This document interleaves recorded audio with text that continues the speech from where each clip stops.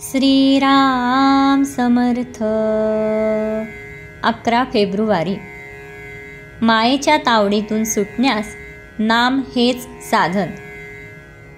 परमेश्वराची भक्ती करावी, त्याचे नामस्मरण करावे असे पुष्कळ लोकांना मनातून फार वाटते, पण काही ना काही कारणाने ते घडत नाही. असे का व्हावे? तर माया आड येते. मायेला बाजूला सारून भगवंतापर्यंत कसे पोहोचायचे? माया ही भगवंताच्या सावलीसारखी आहे. तिला सोडून तू ये असे त्याला म्हणणे म्हणजे तू येऊ नकोस असे म्हणण्यासारखेच आहे. कारण एखाद्या इसमाला तू ये पण तुझी सावली आणू नको म्हटले तर कसे शक्य आहे? म्हणून माया ही राहणारच. आपण तिच्या तावडीतून सुटून भगवंतापर्यंत पोहोचायचे कसे हाच प्रश्न आहे.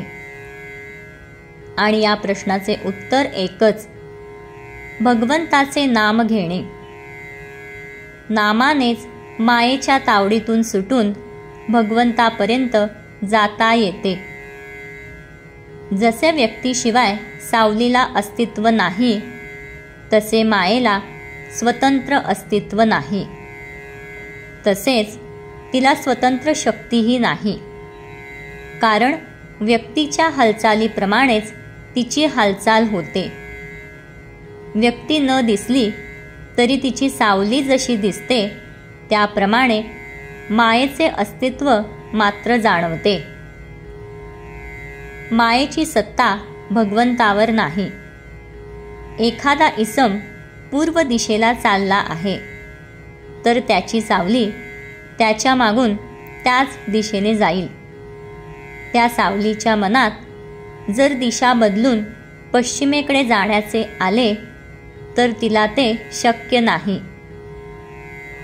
तो मनुष्यच जर पश्चिमेकडे जाऊ लागला तरच तिला त्या दिशेकडे जाणे शक्य आहे. याचाच अर्थ माया भगवंताच्या अधीन आहे. सर्व विश्व हे मायारूप आहे, म्हणजे ते परमेश्वराची छाया आहे. याचा अर्थ या विश्वाला आधार परमेश्वरच आहे. आता या मायेच्या तावडीतून सुटून परमेश्वराकडे कसे जायचे? समजा एखाद्या इसमाला एका मोठ्या व्यक्तीला भेटायचे आहे, पण त्याच्याकडे सरळ जाणे शक्य नाही. कारण त्याच्या घराच्या दारावर रखवालदार, कुत्रे वगैरे आहेत. त्यांच्या तावडीतून सुटून गेले तरच मालकाची भेट होणार. पण समजा मला अमक्या दिवशी येऊन भेटावे अशा मजकुराचे त्या मालकाच्या सहीचे पत्र जर त्याला आले असेल तर ते पत्र त्या रखवालदाराला दाखविताच तो त्याला बिन तक्रार आत सोडील आणि मालकाची भेट होईल. तसे भगवंताचे नाम म्हणजे भगवंताच्या सहीचे पत्र जर आपण घेऊन गेलो तर मायारूपी रखवालदार ती सही पाहून आपल्याला आत सोडील आणि भगवंताची भेट होईल. म्हणून माया तरून जायला भगवंताचे नामस्मरण हाच रामबाण उपाय आहे. नामस्मरणात खूप तल्लीन व्हावे. देहाचा विसर पडावा.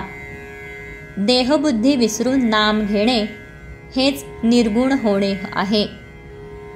भगवंत जर कृपण असेल तर तो नामभक्ती देण्यात आहे, म्हणून त्याला आळवावे आणि तुझ्या नामाचे प्रेम दे हेच मागावे.